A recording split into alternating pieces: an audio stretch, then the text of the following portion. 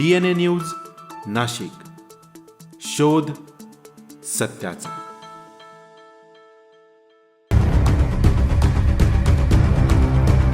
नीट UG 2026 परीक्षा रद्द, 22 लाख विद्यार्थ्यांचा स्वप्नभंग. पेपरफुटीचे धागेदोरी नाशिकपर्यंत, संशयित शुभम खैरनारला CBI कडून अटक. देशभर संतापाची लाट, NTA लवकरच घेणार फेरपरीक्षा. देशातील वैद्यकीय प्रवेशासाठी अत्यंत महत्त्वाची मानली जाणारी नीट UG 2026 परीक्षा अखेर रद्द करण्यात आली. 3 मे रोजी झालेल्या या परीक्षेचा पेपर फुटल्याचे धागेदोरे हाती आल्यानंतर केंद्र सरकारनं हा मोठा निर्णय घेतला.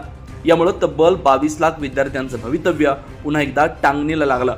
या प्रकरणाचा तपास आता केंद्रीय अन्वेषण विभागाकडे CBI कडे सोपवण्यात आलाय.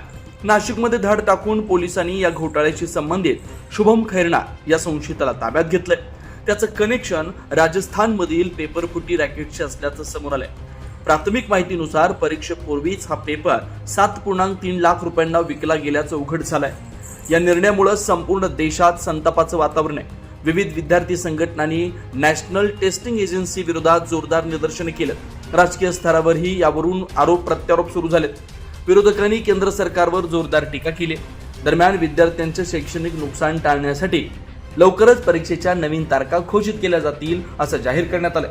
सध्या CBI आणि स्थानिक पोलीस या रॅकेटमधील इतर मास्टरमाइंडचा शोध घेत असून तपासाची व्याप्ती वाढवली जाते. Bureau report DNA news Nashik.